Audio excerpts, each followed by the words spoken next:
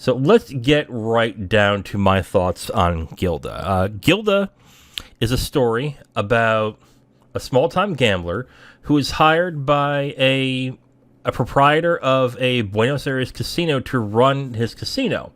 After he runs the casino, his boss leaves to go somewhere, comes back, and is married to a woman that was his former lover. And that former lover is Gilda, who is played by Rita Hayworth. The small-time gambler, the one who's running the casino, is Johnny, played by Glenn Ford. And his boss is Balin Mundinson, played by George McCready. And the whole movie is basically how these three characters coexist throughout the entire film. And what's really striking about this movie is the dialogue. It reminded me of Casablanca, only much meaner. Much meaner in this one. Like, I would say everyone in this movie, to a certain extent, is... To a certain extent, I would say. Everyone in this movie is Humphrey Bogart's character in Casablanca. Acid-tongued, quick with insults, and basically very sharp-witted, pretty intelligent, and has some really good dialogue throughout the entire film. And these are the type of films that I really gravitate towards. Films with really interesting characters, really sharp, very intelligent dialogue, and just a dynamic that isn't shown a lot, and dynamics that aren't shown a lot in, I would say, more mainstream films to a certain extent. But Gilda is a little different because Gilda was a mainstream film back in the 40s, but it had this really quick-witted dialogue that I really liked gravitating towards, especially with Rita Hayworth's character, Gilda. Gilda is written, I think, is pretty much the most dynamic character in the movie, to a fault at times, but she is the most interesting character. She is the title character, of course, but she is probably the most interesting in this. You don't know what she's going to do, to a certain extent. You don't know if she is just an immoral person or if she is just a free spirit, or you don't really know her character at all that much until towards the end, I would say.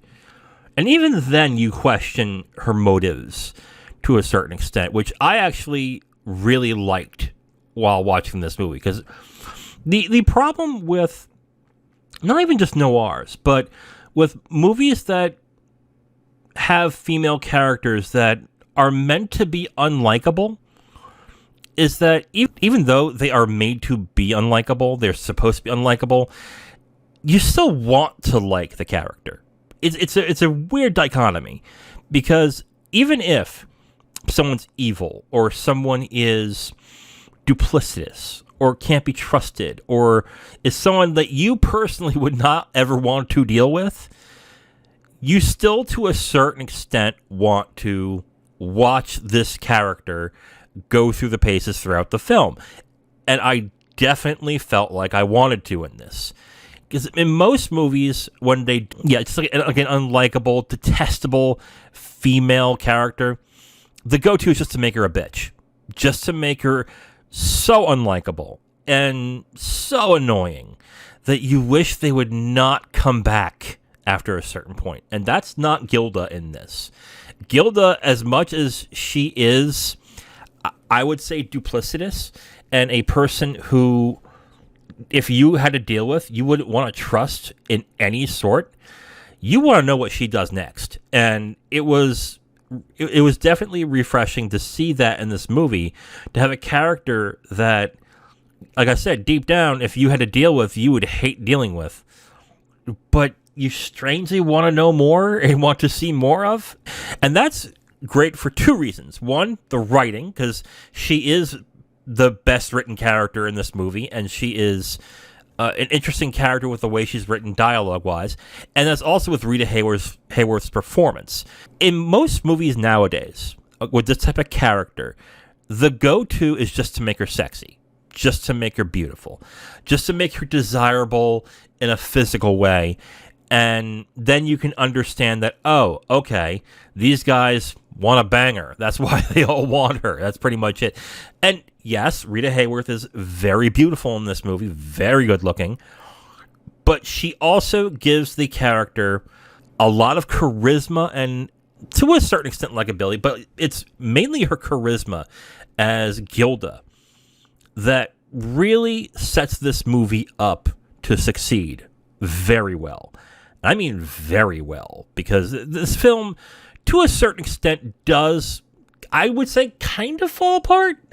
But even so, watching the film, the two male characters contend with this woman is in itself very entertaining because of how Rita Hayworth plays the performance and how she is written throughout the movie.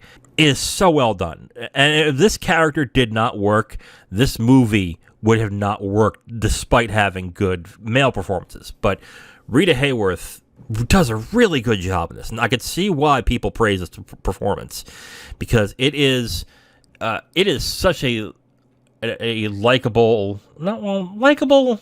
You know what? Yes, I think Rita Hayworth is actually likable, even though she is kind of a detestable person. She's not really someone that if I had to deal with in real life that I would want to. I personally would be annoyed to shit by her. But even I can admit, she's charming. She is someone, as the movie goes on, you want to see more of, even though she's really taking the people around her for a ride. Like, she's clearly using everybody around her to a certain extent. So that is the sign of a great performance and great writing, is that you know this person's bad. You know this person is not someone you want to be around, but you still want to watch her. You still want to see what happens, and you want to see what happens to her, which is a testament to how great the writing of this character is. The male performances and the characters are good. Glenn Ford is good as Johnny, and George McCready is good as Balin Munson, but they're one-note characters. The interesting thing about this movie is how it's the opposite of most romance movies to a certain extent, where the men usually are the men who are the most defined, who are the characters who go through the change or or are more, I would say, are deeper in a certain extent, whereas the female characters are usually the ones that stay exactly the same to a certain extent with most romance films. This is the exact opposite. Gilda and Rita Hayworth's character is probably the more dynamic character in this movie, whereas Johnny and Balin stay the same throughout. They are just reacting to Gilda in this. And it is a subversion with how most romance films are, but this isn't necessarily a romance film. It veers into that to a certain extent, which I'll get into in spoilers, but it really is meant to be a character study on, I feel this is meant to be a character study on how toxic people essentially live with each other and have to work around each other in order to, in my opinion, in order to basically get what they want through their toxicity. Gilda likes to manipulate men to get her way. Balin likes to use crime and intimidation to get his way. Johnny likes to be sneaky and likes to be duplicitous to a certain extent to get his way.